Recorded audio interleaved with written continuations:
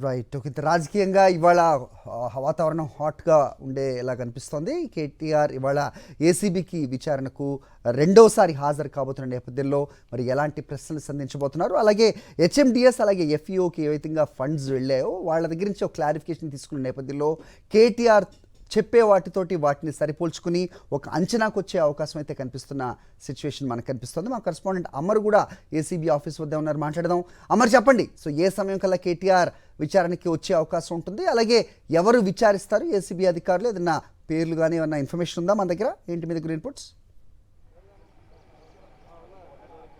Formula ఈ car రేస్లో ACB ప్రధాన కార్యాలయానికి మరి కాసేపట్లోని మాజీ మంత్రి కేటీఆర్ హాజరు కాబోతున్నారు. ఇప్పటికే నందినగర్ నివాసానికి చేరుకున్నాడు. అక్కడ కేసీఆర్ని కలిసిన అనంతరం తెలంగాణ భవన్కి చేరుకుంటాడు. భవన్ నుంచి అక్కడ ఏదైతే అతనికి సంబంధించిన బీఆర్ఎస్ లీగల్ టీం ఉందో వాళ్ళతో మంతనాలు జరుపుతారు. న్యాయవాది రామచందర్తో సహా ఏసీబీ ప్రధాన కార్యాలయానికి రానున్నారు. ఇప్పటికే ఈ కేసుకు సంబంధించి A1 నిందితుడిగా కేటీఆర్ ఉన్నారు, A2గా ఐఏఎస్ సీనియర్ అధికారి అరవింద్ కుమార్ ఉన్నారు, A3గా ఇటు బిఎల్ రెడ్డి ఉన్నారు. బిఎల్ రెడ్డి పాత్రకు సంబంధించి కీలకమైన ఎవిడెన్స్ను ఇప్పటికే సేకరించారు. అయితే ఫార్ములా ఈ ఆపరేషన్కి సంబంధించిన కంపెనీలు ఏవైతే ఉంటాయో ఆ కంపెనీలకు సంబంధించిన డాటాను కూడా వెరిఫై చేశారు. ఇప్పటికే ఆ కంపెనీ ప్రతినిధులను 3 సార్లు ఏసీబీ అధికారులు విచారించిన తర్వాత వాళ్ళ స్టేట్మెంట్ కూడా రికార్డ్ చేశారు. అయితే కేటీఆర్ రెండోసారి మొత్తం 4 సార్లు మొదటి ఏదైతే ఏసీబీ అధికారులు నోటీసులు ఇవ్వడం, రెండోసారి ప్రస్తుతం కేటీఆర్ అయితే విచారణకు హాజరు కాబోతున్న నేపథ్యంలో ఏసీబీ ప్రధాన కార్యాలయం వద్ద ఇప్పటికే పోలీసుల భారీగా బందోబస్తు కూడా ఏర్పాటు చేసిన పరిస్థితులు అయితే ఉన్నాయి. ప్రస్తుతం మనం చూడొచ్చు ఏసీబీ ప్రధాన కార్యాలయం వద్ద దాదాపు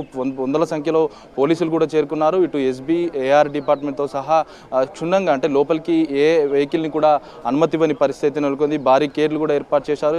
ఇటువైపు ఎవరు వస్తున్నా కూడా వారిని నివారించే ప్రయత్నం చేస్తున్నారు. కరెక్ట్ రీజన్ ఉంటేనే మాత్రమే ఏసీబీ ప్రధాన కార్యాలయం వైపు వాహనాలను అయితే పంపిస్తున్నటువంటి పరిస్థితి నెలకొంది. అయితే గత విచారణకు సంబంధించి జనవరి 9వ తేదీన మొదటిసారి విచారణకు హాజరయ్యారు.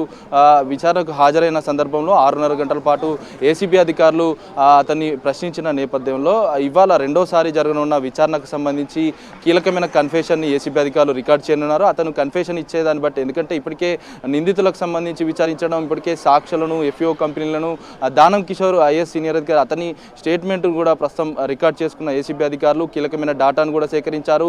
ఫార్ములా ఈ ఆపరేషన్కి సంబంధించిన కంపెనీలు ఏవైతే ఉంటాయో కంపెనీలను హైదరాబాద్కు ఎవరు పిలిపించారు, ఎలా పిలిపించారు, నిబంధనలకు విరుద్ధంగా 54 కోట్ల బదిలీ అయ్యాయి కాబట్టి ఆ బదిలీల అంశానికి సంబంధించి కేటీఆర్ని అయితే ఈరోజు ప్రశ్నించి అతని స్టేట్మెంట్ను కూడా రికార్డ్ చేయనున్నారు. అయితే గత విచారణలో కేటీఆర్ సహకరించలేదు కాబట్టి ఈ విచారణకు సంబంధించి సహకరిస్తారా లేదా అనేది ఒకవైపు ఉత్కంఠ నెలకొంది. ఒకవేళ సహకరించకుండా మాత్రం ఏసీబీ అధికారులు చర్యలు ఏ విధంగా ఉండబోతాయి అనేది రాజకీయ వర్గాల్లో కూడా ఉత్కంఠ నెలకొంది. రైట్ అమర్.